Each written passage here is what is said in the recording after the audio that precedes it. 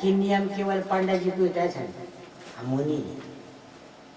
जबकि नियम उतने ही यजमान के उतने ब्राह्मण के है। हाँ, व्रत नियम अनुष्ठान करवाएंगे उससे। जप का 13 दिन का जप करेगी वो, और 13 दिन का जप किस प्रकार उसको करना है उसका नियम बता रहे हैं। तो उस नियम अदिति के लिए नहीं बल्कि सारे संसार के लिए है। हम हमारे कहा गया कि कैसे नियम होंगे।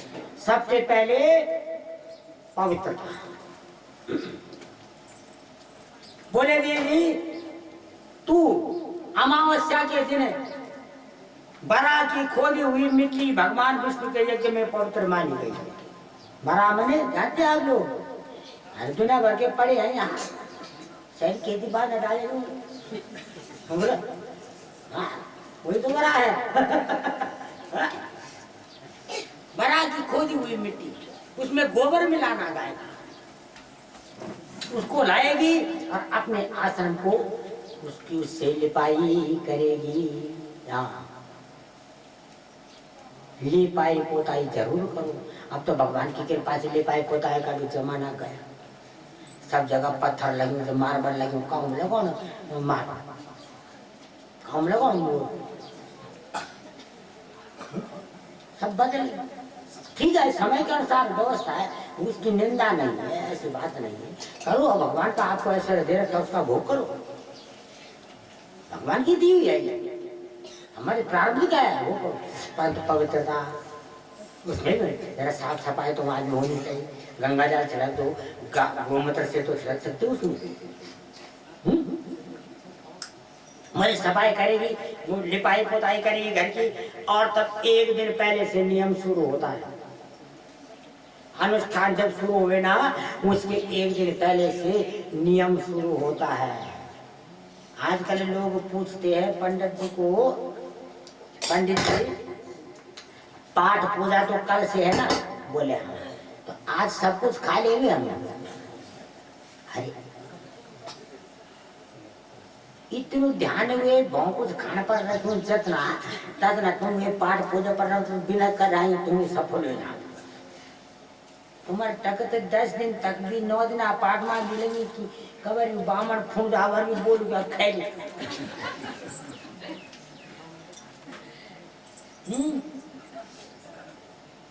आज पंडित जी आज सब कुछ खाया, पंडित जी ने खाना तू ना के लगो। ऐसा नहीं होना चाहिए। बोले एक दिन पहले से तुझे निराहार व्रत लेना है। हविष्यान का भोजन करना। हविष्यान जानते हैं आप लोग? जो चीजें भगवान को चढ़ाई जाती है भोग में, उन्हीं चीजों को हविष्यान बोलते हैं। हविष्यान का भोजन करेंगे। एक दिन पहले हविष्यान का करना और बाकी 13 दिनों तक कुछ नहीं खाएंगे। दूध का भोजन करेंगे। और तब सुबह उठकर प्रातः काल ब्राह्म मुहूर्त में उठना। कब होता है ब्राह्म मुहूर्त पता नहीं।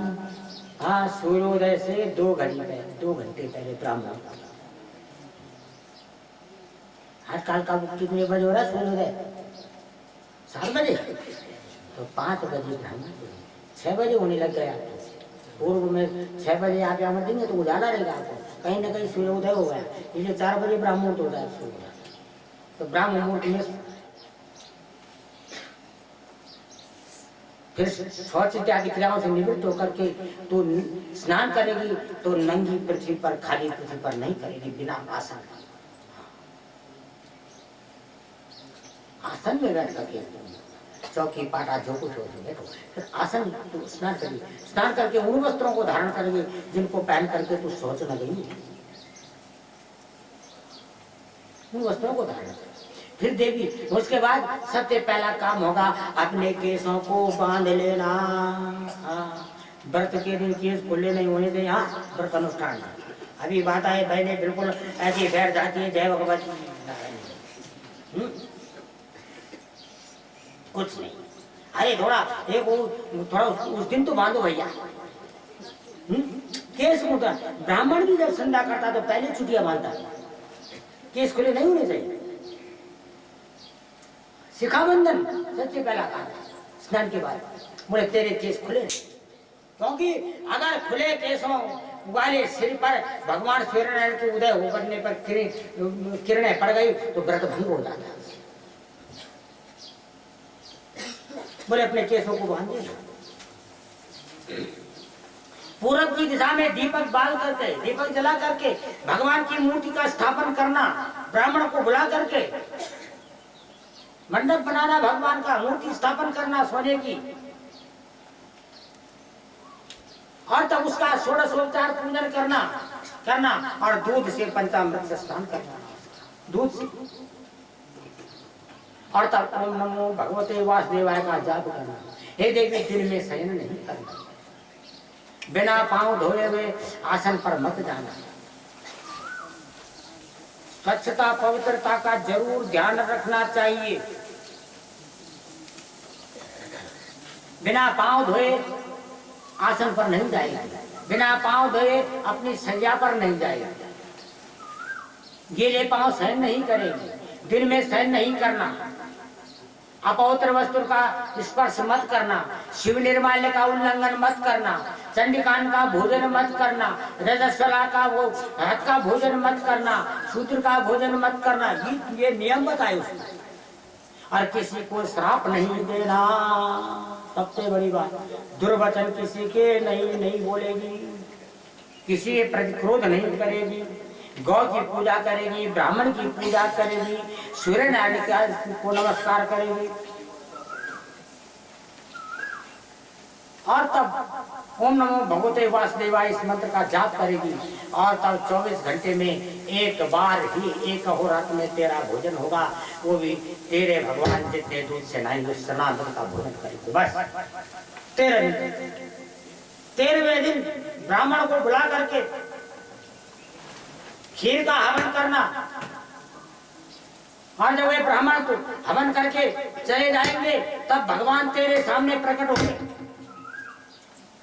और तुझसे बोलेंगे, पूछेंगे कि मांग क्या मांगती है, उनसे मांगना ऐसा पुत्र वे दे सकते हैं जैसा तो बोल रही है। देव माता अदिति ने व्रत किया, 13वें दिन त्रयोदशी के दिन भगवान उसके आश्रम में प्रकट हुए, बोले देवी बोल क्या वो वरदान चाहती है, और भगवान को देख करके गदगद हो बोली प्रभु ऐसा पुत्र चाहती हूं जो बिना किसी लड़ाई झगड़े के मेरे पुत्रों का खोया हुआ ऐश्वर्य वापस ला जाए। और जब देखा उस मूर्ति को तो बोली प्रभु सकल सूरत में आप जैसा, भगवान बोले फंसा दिया, मेरे जैसा तो मैं ही हूं, हे देवी मेरे जैसा भी मैं ही हूं, और जो कार्य तुम बोले वो भी मैं ही कर सकता हूं, हम तुम्हारा पुत्र बन करके आएंगे। अंतर्धान हो गए। इसके बाद माता आदित्य ने गर्भ धारण किया, समय व्यतीत हुआ, भाद्रपद मास की शुक्ल पक्ष की द्वादशी आई, अभिजित मुहूर्त प्रारंभ हुआ।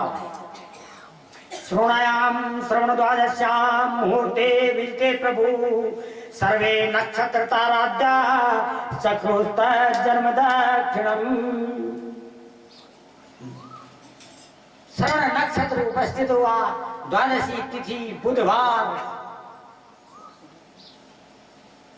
बुध माने ज्ञानी समझदार, ज्ञानी उसको नहीं बोलते कि जिसकी 17 किताबें याद कर रखी है। हाँ।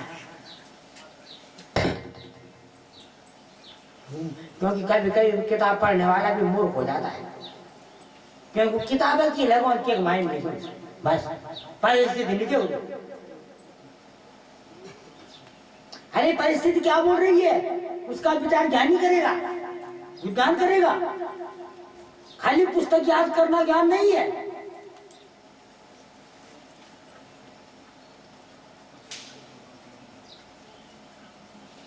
बच्चा है ना, क्या को बच्चा है, माते दूध नहीं ऊपर और दूध लगो।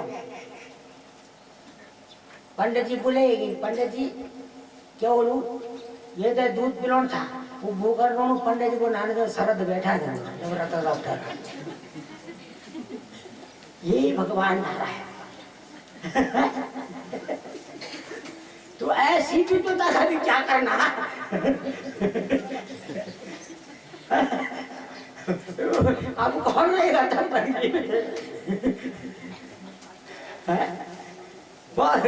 ऐसी विद्वता का भी कोई मतलब नहीं है।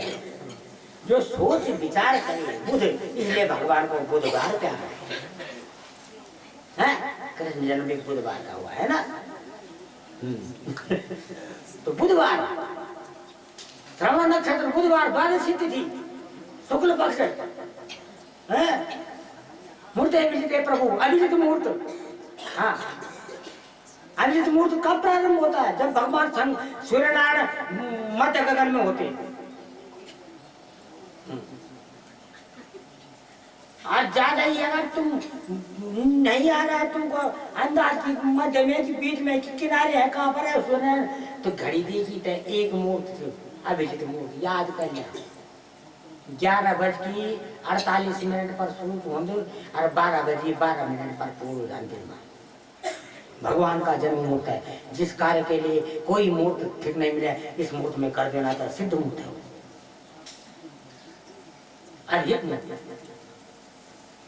अभिजित मुहूर्त प्रारंभ हुआ, देवता आकाश में प्रकट हुए, माता आदित्य के महलों के ऊपर, आश्रम के ऊपर फूलों की वर्षा, देव दुंदुभिया का शब्द गुंजाए मारा, शंकर ध्वनि बजने लगी, प्रकृति संदेश देने लगी, सुंदर वायु बहने लगी और माता आदित्य के गर्भ से भगवान एक पुत्र के रूप में प्रकट हुए। नाम रखा गया वामन। बोल वामन भगवान, भगवान का वामन अवतार हो गया। और उसको देख करके माता आदित्य बड़ी प्रसन्न हो गई। कुछ ही दिनों बाद 5 वर्ष का हो गया और अब उसका यज्ञोपवीत संस्कार करने लगे। तम बटम वामनम वीक्षा मोदमाना महर्षया कर्मणि कार्यामासु पुरस्कृत्य प्रजापति। सारे ब्राह्मण, सारे देवता उस यज्ञोपवीत संस्कार में आए और ब्रह्मा जी भी आए, भगवान शंकर भी आए। जब संस्कार होने लगा तो कश्यप जी ने मेखला पहनाई, माता आदित्य ने कौपीन पहनाया उसको।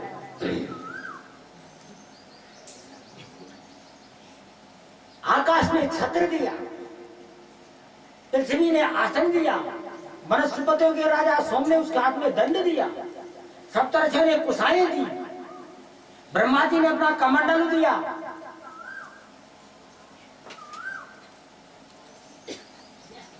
भगवान शंकर ने भिक्षा पात्र दिया। भिक्षा पात्र में भिक्षा जो है भगवती अन्नपूर्णा ने दी। यज्ञोपवीत जो है बृहस्पति जी ने पहनाया और गायत्री मंत्र की दीक्षा भगवान सूर्य नारायण ने दी। हो गया ब्रह्मचारी तैयार। ब्रह्मचारी की वृत्ति क्या है कि भिक्षाटन और देशाटन। अब ये देशाटन को चलेगा, कहाँ जाएगा? निश्चित है जगह, कहाँ जाना है? राजा बलि ने अपने गुरुजी से कहा, शुक्राचार्य जी से, गुरुजी मैं इंद्र तो बन गया, परंतु इंद्र की योग्यता हमारी है नहीं। कभी कभी बिना योग्यता का भी पद मिल जाता है।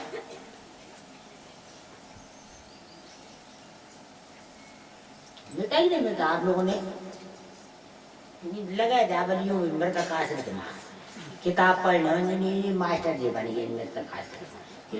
तो पूरा ग्रेजुएट आज भी 5 ही पास, 10 ही पास। बिना योग्यता का पद जब मिल जाता है ना तो गड़बड़ होती है उसमें। इसलिए उसको उस पद को प्राप्त करने के बाद हमारा कर्तव्य बनता है कि उसकी योग्यता जरूर हासिल करें। बैठने जाए बोले मैं बिना योग्यता का इंद्र हूँ, सेना झटकेगा। और कभी योग्य व्यक्ति आ जाएगा,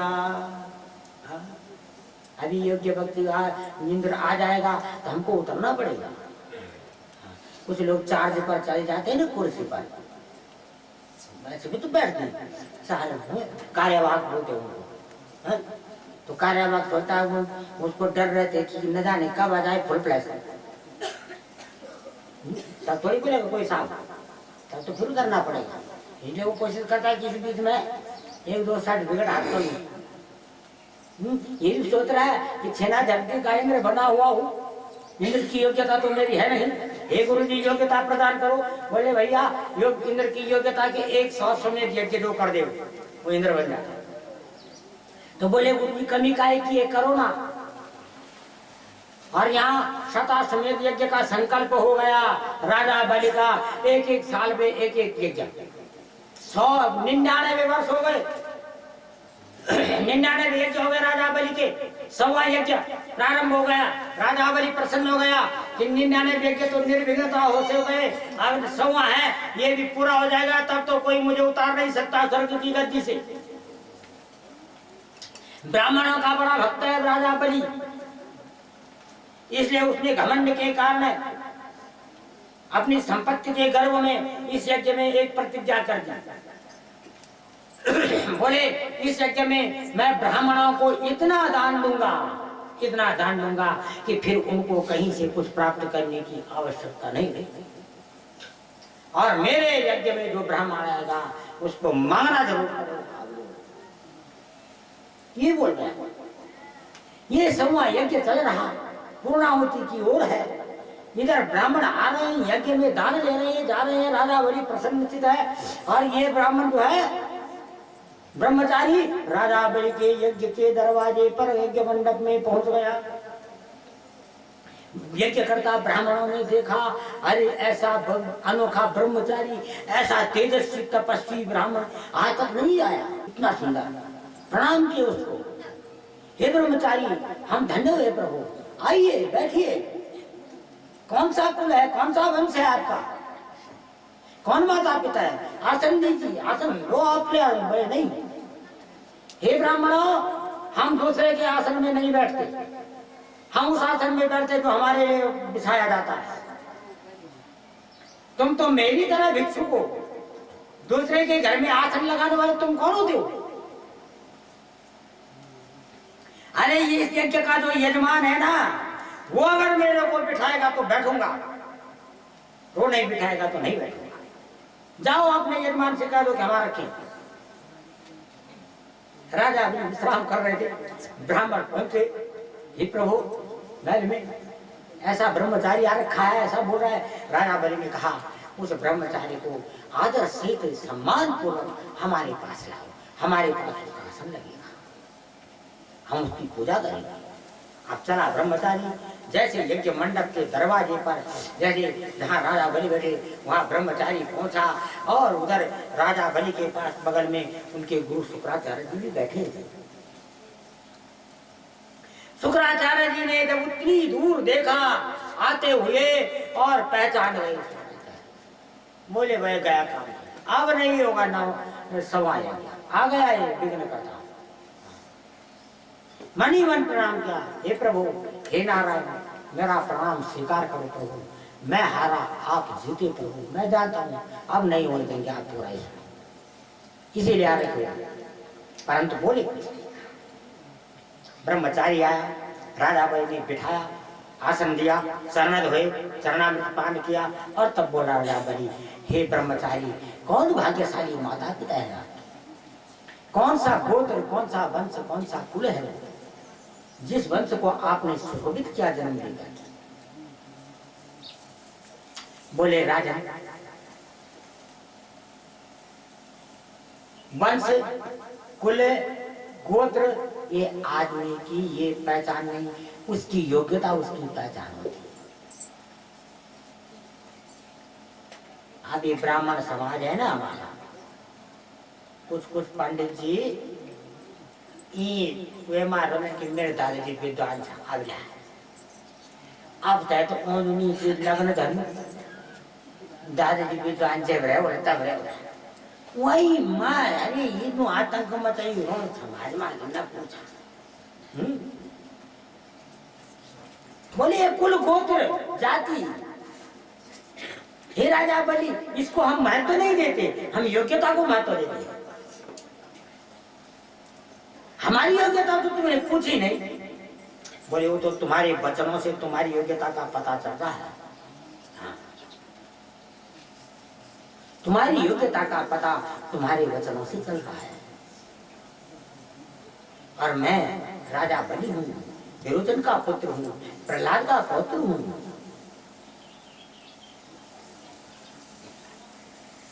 तो बोले हाँ ये राजा बलि, तेरा वंश तो बड़ा परम पवित्र है। अरे विद्वान वंश तेरा है, भक्त तेरे दादाजी, विद्वान तेरा पिता, परदादा तेरा हिरण्यकशिपु इतना बड़ा बलवान।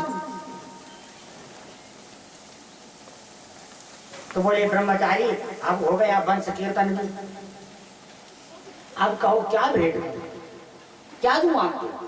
बोले कुछ नहीं, हम किसी से कुछ मांगते नहीं, हमें किसी की किसी चीज की किसी वस्तु की आवश्यकता ही नहीं है, हम अपने लाभ में पूर्ण हैं, आप तो काम है, पूर्ण काम है हम। राणा बलि ने कहा नहीं प्रभु ऐसी बात नहीं है, परंतु देखो मेरी प्रतिज्ञा कर रखी है, मेरे यज्ञ में जो ब्राह्मण जो मांगेगा वो दिया जाएगा। बोले तो अरे मांगने वालों को बुला, बोले नहीं प्रभु मेरी एक प्रतिज्ञा ये भी है